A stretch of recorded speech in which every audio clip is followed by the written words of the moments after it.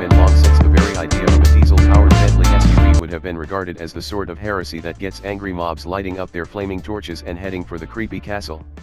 Yet the Bentley Bentayga diesel is a thing, albeit one that will be denied to us, and after driving it in the United Kingdom, we can report that the new engine suits the luxurious beast almost perfectly. Meant for America, until the delay between the time an automaker signs off on an investment and the fruit of that spending reaches the market plays a vital part in this oily Bentayga story. The triple-boosted V8 TDI originally was meant to come to North America in the Audi SQ7 that shares it, and it was engineered to meet all appropriate federal standards. But then Dieselgate happened, and the Volkswagen Group decided that none of its brands would sell any more compression ignition engines on this side of the Atlantic. So the Bentayga diesel finds itself on the long list of awesome cars unfairly denied us. This is a shame, mostly because this might well be the greatest compression ignition engine ever fitted to a passenger vehicle. Technically, the propulsion unit is identical to that in the Audi SQ7, meaning that it's a V8 displacing 4.0 liters and has sequential turbochargers that use a clever variable valve system to bring the second turbine on boil. These are further assisted by a 48-volt electric supercharger, which is basically a 9 HP motor that sits downstream of the intercooler and can spin a centrifugal flow compressor up to 70,000 RPM in less than a quarter of a second to reduce turbo lag to the barest level of detectability. The result is an engine with a character akin to that of the old turbocharged 6.75-liter pushrod gasoline V8 that Bentley formerly installed in cars such as the Arnage. Like that 6.75-liter engine, the TDI isn't built to rev, although it pulls cleanly to its limiter at 5,000 RPM. It does generate enormous low-down torque, delivering the peak 664 lb-ft over a wide band starting at just 1000 RPM.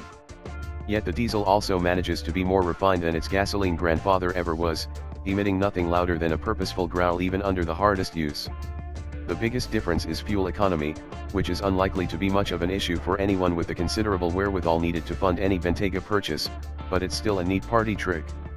If this were certified by the EPA, we estimate it would get about 26 mpg on the highway, a figure that, in conjunction with the 22.5-gallon fuel tank, gives the Bentayga diesel a range that can fairly be described as continent-crushing in terms of geographic reach. The torque peak is identical to that quoted for the W12 version, although that's more likely electronically limited by the abilities of the 8-speed automatic transmission rather than a spooky coincidence. While the diesel is significantly deficient in power by comparison, its 429 HP rating is 171 shy of the W12's output. It lacks little in real-world pace. Or, indeed, absolute speed. Bentley quotes a 4.6 second 0 to 60 mph time. We recently ran the W12 model to 60 miles per hour in 3.6 seconds against a claimed 4.0 seconds to 60. The diesel's top speed of 168 miles per hour likewise is some way off the W12's 187 miles per hour, but we suspect that owners will rarely feel the lack.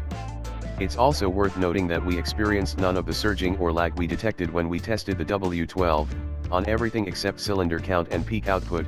This is the better engine. Ride and handling? Check. The rest of the dynamic experience is close to that of the 12-cylinder model. Driving manners are exemplary, with the air springs and adaptive dampers delivering a ride quality that isn't quite as imperious over bumps as that of the Q7, though cruising refinement is good enough to make you suspect hearing loss. The Bentayga is capable of generating ample grip when called upon to do so. In our test of the W12, we measured 0.85 grams on the skid pad, and it is surprisingly playful near the limit. Responses are linear and accurate, although there's never any doubting the Bentayga's mass. Bentley says the diesel is slightly heavier than the W12 thanks to the iron block and the additional supercharger. All those pounds become most obvious when slowing down, or, rather, when not. The gearbox has a sail mode that declutches when the car coasts, and the Bentayga feels as if it could roll several miles on nothing more than its own momentum. We experimented with using the transmission's manual mode to lock it into 8th gear, which created a far more natural feeling deceleration curve but also proved that the engine will pull cleanly from just 1000 RPM.